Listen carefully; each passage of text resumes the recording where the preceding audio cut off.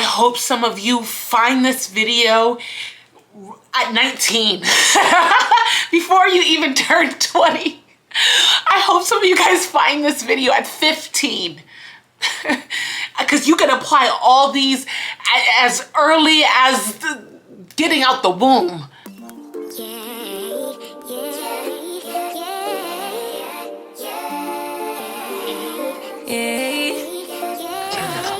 Bad little flex, she wanna know me. I stay low key, all gas, no brakes, baby. Let them hoes sleep. Body on 10, make your girl OD. Hello guys, welcome back to my channel. I am Asia, my queen. How you doing? How you doing? How are you doing? So today, as you could read in the title, I'm going to talk to you guys about lessons I've learned in my 20s now that I am almost out. As you can see, I'm turning 29 this week and I'm really excited about it. I'm really excited to get out of my 20s, but I'm more excited to tell you guys things that I have learned from the perspective of somebody who didn't have a lot of guidance in my 20s. Literally, I moved out of the house and it seemed as though my parents felt like they didn't have a child. I'm not laughing because it's funny. I'm laughing to keep from crying. So many times I see these videos on the topics of lessons from my 20s, things I wish I knew in my 20s. And it never hits me for real because there's a lot of people that still have support from their elders while they're in their 20s, while they're in their 30s. And while that is amazing, if I wanted a child and had a child, I would support them until the day that I died. So I'm really happy for those of you who had support in your 20s, in your 30s, in your 40s. But I'm talking to a specific demographic of people, okay? I'm talking to those of you who did not have that guidance. Those of you who turned 18 and got calls from bill collectors because your parents put phone bills and light bills under your name at the age of 2. I'm talking to those of you who started behind. Now that I got that out of the way, let's begin. So I wrote 5 things down that I feel like were really important as I was navigating my 20s. As I'm still navigating my 20s, a lot of these are just, if I could write a Bible, these would be my 5 commandments. First things first, you can choose your family. I do not know who made up that quote, you can't choose your family. It was probably somebody who was on some bullshit and was like, okay, I need people to still accept me for the bullshit that I am going to bring them. So, hey, you can't choose your family, so here I am, your family. Someone that's not willing to change, someone that's not at least trying to get their shit together. I want you to know that you can definitely choose your family. If you are in a toxic environment and you want to make certain changes so that you could better your life, you can dip out on those people and create something new, something different. You can meet new people, you can experience new things and be like, wow, this is the life that I want to live. These are the people that I want to call family. And although we're not blood, this is where I want to be. Lesson number 2, watch people's actions over their words. It doesn't matter what someone says, okay? People say a lot of things. People run their mouth. People, what's that saying? You sell wolf tickets. People love the idea of doing something, the idea of being something, and that's great. I love the fact that your intentions are to be this person to me, but I have to look at the actions. That's the only thing that you can rely on, okay? So someone could say, I want to be a good friend to you. I want to be a good boyfriend. I want to be a good girlfriend. I want to do all these things, but what are you doing? People's actions will tell you a lot about what they're willing to do, okay? You just have to sit back and watch. Ears covered, eyes open. Yeah? Yeah. Lesson number 3. Know that your timeline is different from the next person, okay? I have a friend that is also a content creator. This girl, when I tell you, booked and busy, okay? Brand deals, making that money with the brand deals. I'm talking big, signed to a talent agency. Like, the girl is like, I'm watching her career take off in real time, and it's just beautiful. But there was a moment where I was like, how come this is not happening for me? Oh my God, wow. I'm not gonna cry. Am I gonna cry? No, I'm not gonna cry. But there was a moment where I was like, why isn't this happening for me? Am I not talented enough? Am I not funny enough? Am I not enough? Am I not enough? Don't get me wrong, I'm extremely happy for her. I would not want it any other way. That is my homegirl. She is the in every way. She helps me out anytime I need her. She is just a phone call away. And I'm just so grateful that I have that kind of resource. But you can't help but to feel that way when things aren't feeling like they're working for you. My timeline is so different from hers. My upbringing is so different from hers. We actually talked about that. She was telling me how she grew up in the suburbs. I did not. I didn't grow up messed up, don't get me wrong. Like, I didn't go to sleep with my stomach growling, but I didn't have the resources she had, you know? So, and we spoke about that. So to compare myself to her journey would be a disservice to my journey. Let me tell you guys how different our journeys are. Let's just say her and I are about to race. The gun goes off. Pew. She takes off running. Me, I'm like, oh, I don't have any shoes on. Let me get some shoes. She's still running. I'm trying to put these shoes on. Oh, they're too small. Let me get the right shoes. She's still running. Oh, they're on the wrong foot. She's still running. I'm putting them on the right foot. Okay, right foot, left foot. Oh shit. No laces. Like, that's how different our journey. That's how different our journeys are, right? Like, I am literally doing this life thing. And I've been doing this life thing by myself, I would say, for the last 7 years. Oh, I could say a little longer, but I did get a little assistance. I moved back in with my mom for about 6 months when I was 21. Okay, so I'm gonna give them that. But I haven't had much assistance for a very long time. I can't even remember the last time my parents asked me how am I doing and what do I have going on. I can't, and that's no shade to them because they're on their own journey. And I love them and respect them for that, but I'm just telling the truth. So I cannot ever compare myself to her. This is something that I'm doing very differently than her. I'm attacking a very different monster. And of course, she has her different things as well. So I'm not gonna say she doesn't go through anything, but if we're talking about upbringing and support, it looks different. It just does. And don't get me wrong, there are, if we want to talk about it, there are upsides for not having parents who give a fuck about you. There are. I don't have anybody in my ear telling me who to be. So I could really try on different personalities, different all the time. Because I hear some of my friends talking about the opinions their parents have of them and how it affects them.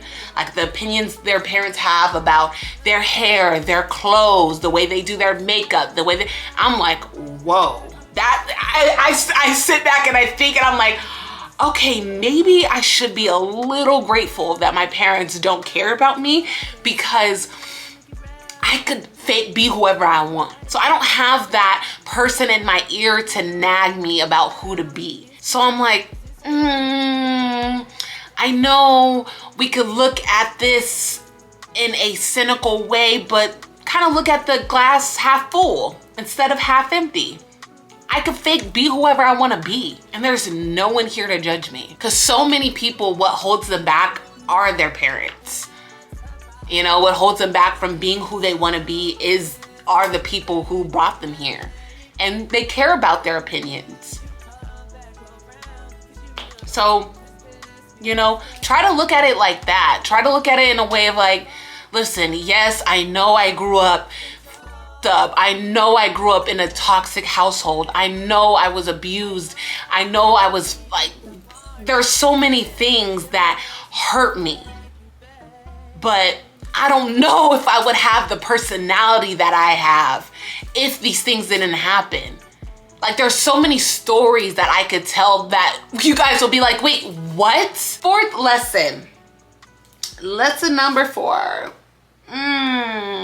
When you find something that you like, stick to it and be disciplined. Do it every day, okay? Even if you suck the first 100 times. I don't care what people say about you. I don't care that someone said that you suck. I don't care. I don't.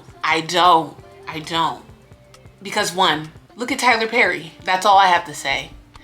2, when you keep doing some eventually something's going to click. While you're on that journey, you're going to find something that you're really good at and that you also like and be like, oh, what about this? Okay, let's go here. Let's put this there. You're going to find out what you're good at, but you have to try. You have to go in some direction. You can't just sit there. You have to wake up every day and know something's gonna come out of this. Quiet the noise, turn that shit down, and look forward. 5th and final lesson. If it doesn't feel right, stay in place. There have been so many times that I've wanted something or someone so bad, but it didn't feel right. Oh my God, I remember wanting somebody so bad, guys. Oh. And if I could show you guys a picture of this mother effer, you guys would be like, oh girl, what? Why didn't you jump? Y'all, it didn't feel good. It felt terrible, actually. Every time this person messaged me, every time me and this person spoke, I was so anxious, so nervous. I didn't feel settled. I didn't know why. And when I told this person, hey, I don't feel good, they kind of made me feel stupid for saying I didn't feel good. And don't get me wrong, like I was like, okay, well, let me try this way. Let me try to do it this way. Let me try to think of it in this way. And nothing ever worked. I deaded the situation. I was like, I don't know what this is. I don't know why I feel this way, but I cannot continue to go this route with you. And this was the first time I've ever listened to my gut for real, even though I really wanted something. Because usually I'd be like, gut, you're just tripping.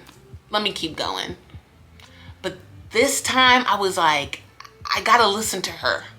And even if she's wrong, which she never is, but let's just say she's wrong, I still feel good about the fact that I listened to her. So I listened, I deaded the situation. And with time, everything came up as to why that was the best option. The option to dip, okay? Because with time, I just started maturing and I started to want different things out of life.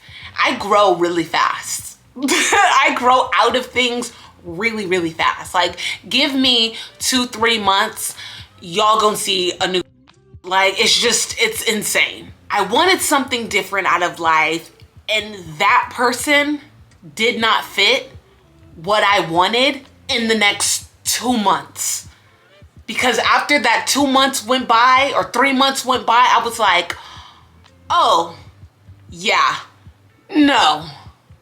That would have been a crazy relationship that would have held me back. Because when you're a woman like me, someone with goals, someone that wants to go somewhere, someone who wants to make change, impact people, someone who wants to be healthy, who wants to be happy, who wants to be in joy, who wants to experience life in its fullness, you have to be picky with the people that you choose to be in your life, okay? Because the people you choose to be in your life could put you on a up trajectory that you could never get out of. I am so serious when I tell people, watch who you hang out with. If this is not making you feel good, if this ain't making you feel good, if deep down in your gut, you know that this person is not a good friend to you, this person is not a good partner to you,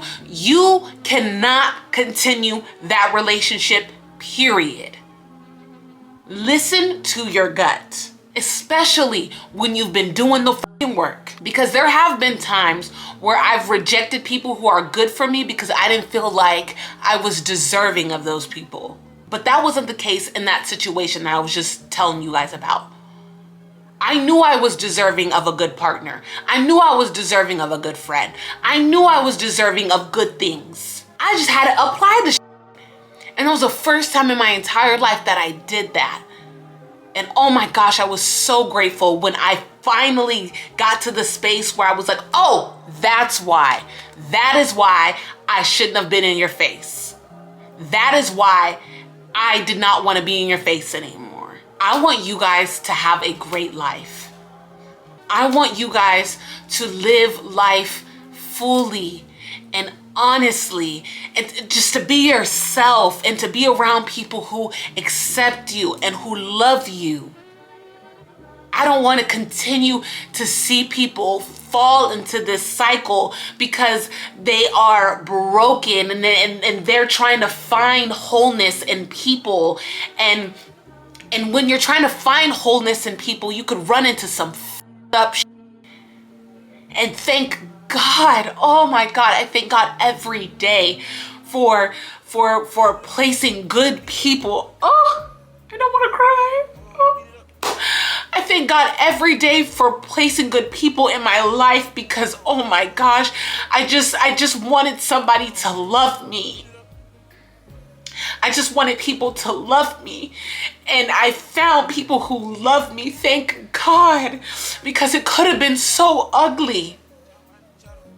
I could have been in jail. I could have been on drugs. I could have been an alcoholic. I could have been all those things, but for some reason, I was protected.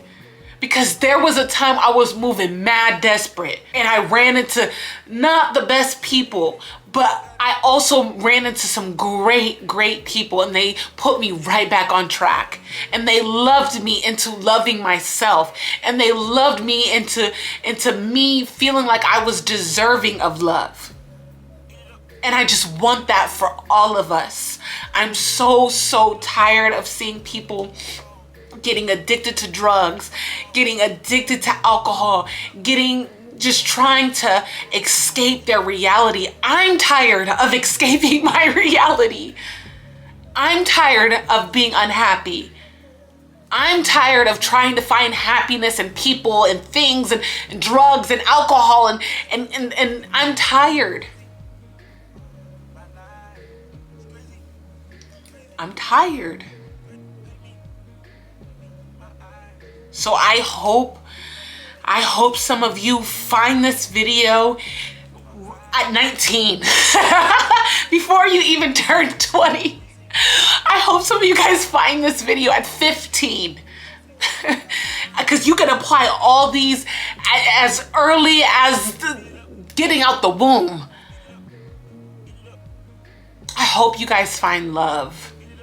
Love in your friends, love in a partner, love in yourself, love in the things that you do, love in the small moments and the mundane things about life. I hope you guys find it. But that's the end of this video. Thank you guys so much for being here. Thank you for watching me. I really appreciate you so much. Don't forget to tell everybody that I'm beautiful, kind, smart, and sexy. Subscribe to my channel. Follow me on Instagram, TikTok, Asia My Queen, everywhere. I also have a podcast called As Your Big Sister if you aren't already a listener. I don't know. This is like the dance, whatever.